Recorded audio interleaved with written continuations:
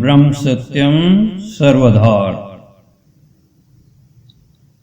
सद्गुरुदेव महात्मा मंगत राम जी महाराज ने ग्रंथ श्री समता विलास में जीवन सार सिद्धांत के अंतर्गत फरमाया, मनुष्य की जिंदगी दुरुस्त विचार हासिल करने की खातिर है, न कि लकीर की फकीरी में फंसे रहने की खातिर। ब्राह्मण जाति का वो आदर्श जो कि आसमान पर चमक रहा था, आज पाताल की तरफ जा रहा है, यानी गिरावट की तरफ जा रहा है। इसका कारण क्या है, इसको अच्छी तरह विचार करें। इस कमजोरी का कारण यह है कि आत्मिक उन्नति, जो कि असली धर्म का स्वरूप है, लोप हो गई है और ब्राह्मण कई तरह के तोहमात में मुस्तगर्क होकर, यानी वहमों में डूबकर, अपनी सामाजिक शक्ति और बुद्धि बल को खो बैठे हैं। जमाने की हालत को देखकर असलियत की तरफ करवट बदलनी चाहिए, जिससे कमजोरी का कतई नाश हो जावे। सबसे पहले इन विचारों की तहकीकात करनी चाहिए, खोज करनी चाहिए।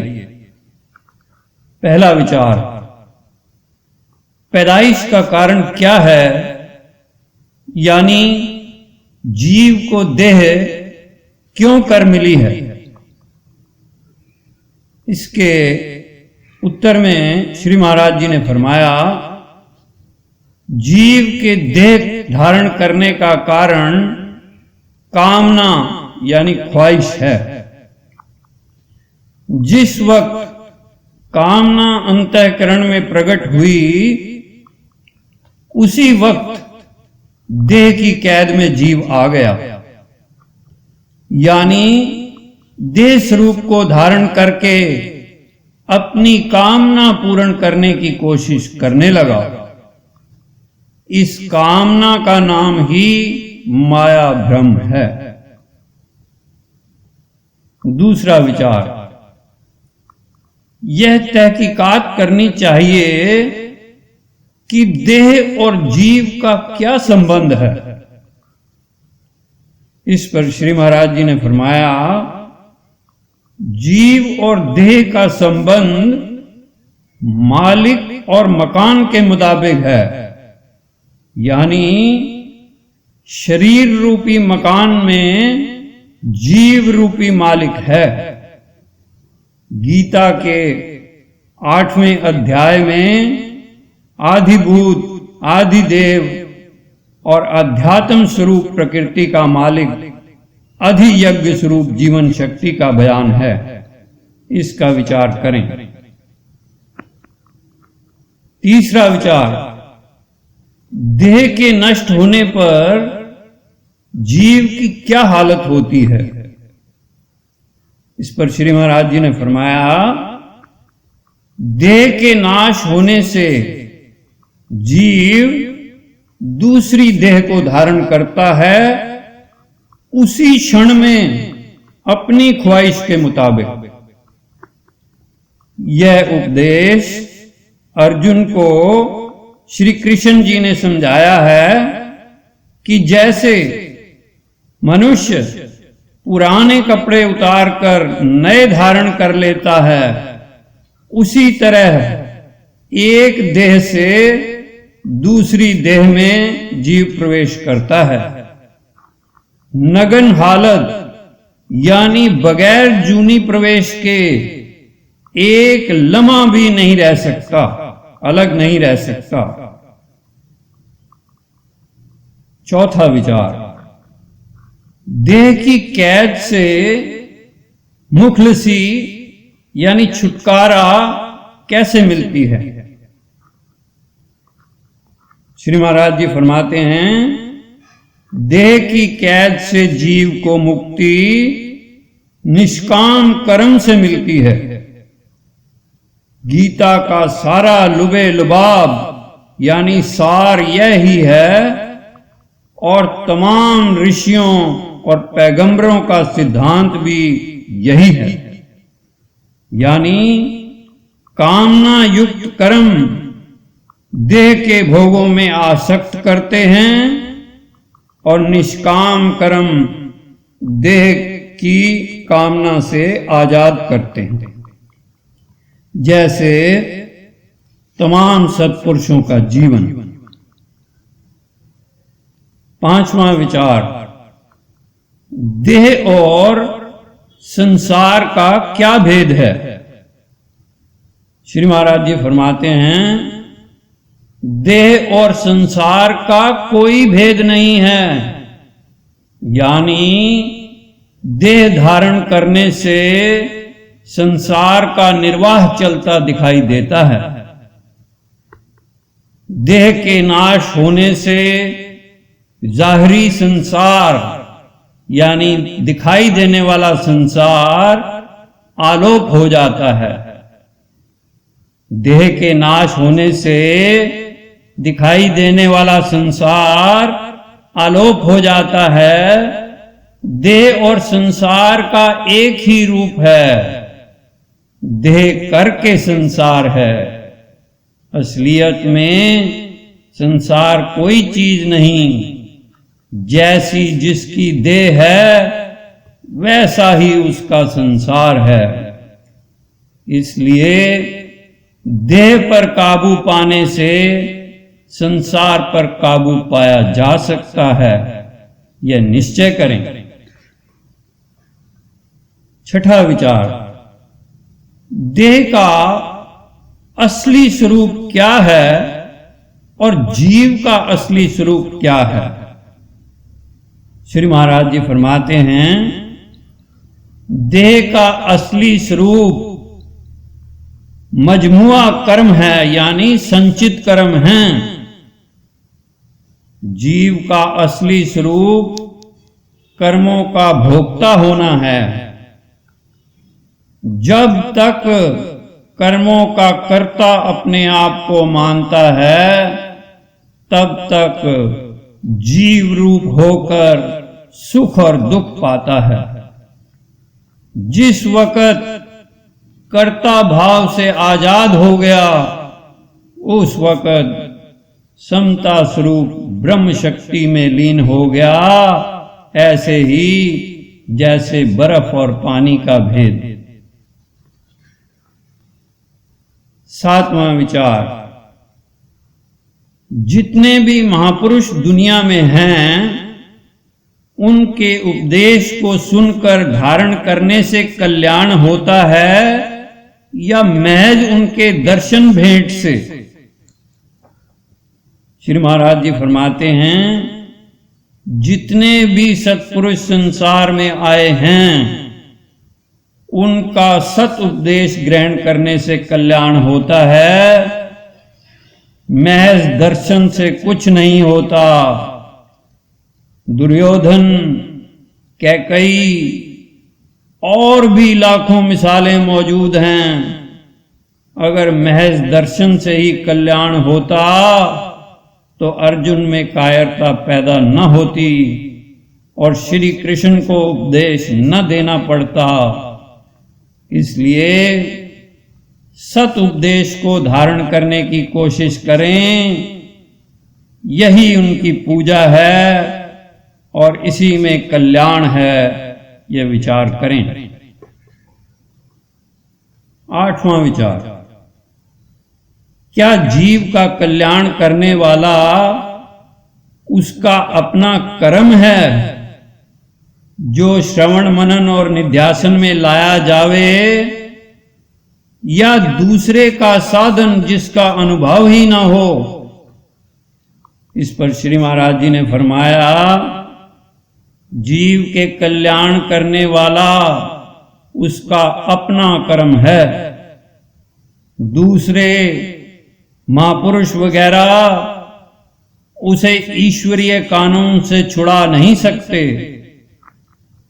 जो इस सहारे पर हैं कि हम खुद नेक ना बने और पुत्र वगैरह या कोई पंडित निजात दिलाएगा, मुक्ति दिलाएगा, वे महज मूर्ख हैं। अपनी करनी से ही कल्याण है और अपनी करनी ही बंधन रूप है। यह मसला कर्म है। अगर दूसरा कोई गति दे सकता होता तो जिंदगी में नेक कर्म करने की कोई जरूरत ही न थी और श्री कृष्ण को कर्म योग के समझाने की अर्जुन को जरूरत न पड़ती। तमाम पुरुषों का, सत्पुरुषों का सिद्धांत है कि जीव को अपनी करनी से सुख दुख होता है और कर्म फल को कोई मिटा नहीं सकता। यही मसला आवागमन है। अपनी करनी करके असलियत की पहचान करो अपने सत बुजुर्गों की हिदायत के मुताबिक।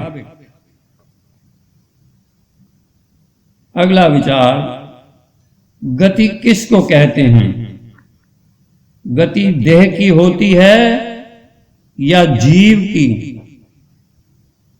पर श्री महाराज जी ने फरमाया, गति के माने कल्याण के हैं। देह की गति यही है कि आग में जला दी जावे, मिट्टी में दबा दी जावे या पानी में बहा दी जावे। हिंदू फिलॉसफी में जलाना श्रेष्ठ माना गया है। जीव की गति तो अपने कर्म अनुसार है, दूसरा कोई शक्ति नहीं रखता। 10वां विचार, जीव के कल्याण का यथार्थ साधन क्या है? तो आपने फरमाया, जीव के कल्याण के वास्ते सत्कर्म की धारणा है। जीव के कल्याण के वास्ते सत्कर्म की धारणा है, यानी खुराक, लिबास, विचार, संगत और कोशिश नेक होवे, जिससे जीव असली स्वरूप को प्राप्त हो जावे। यही असली गति है। 11वां विचार, धर्म, नीति और रिवाज के भेद का विचार और रिवाज के सुधार का यत्न करना। श्री महाराज जी फरमाते हैं, धर्म नीति यानी जिंदगी और मौत का कानून अटल है और हर एक मुल्क और मजहब के वास्ते बराबर है। यानी जीव मात्र का देह धारण करना और भोगों में गिरफ्तार होना और इससे निजात यानी मुक्ति हासिल करना एक ही धार पर है। दूसरा पहलू रिवाज का है, यानी वक्त के मुताबिक सोसाइटी के लिए नियम रिवाज हमेशा बदलता रहता है। जिस तरह वक्त बदलता है उसी तरह रिवाज भी बदलता रहता है, मगर धर्म नीति अटल है। 12वां विचार, ईश्वर की परस्तिश यानी पूजा और भक्ति किस लिए की जाती है? जो ईश्वर से मुनकिर है यानी ईश्वर को न मानने वाला है, उनको क्या कमी है?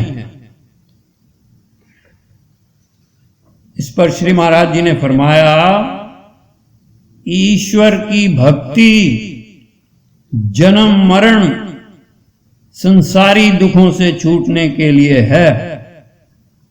ईश्वर की भक्ति जन्म मरण संसारी दुखों से छूटने के लिए है, जिससे जीव ख्वाहिश के अजाब से यानी इच्छा रूपी दुख से छूटकर असली खुशी को हासिल कर लेता है, जो हमेशा कायम है और निज आनंद है।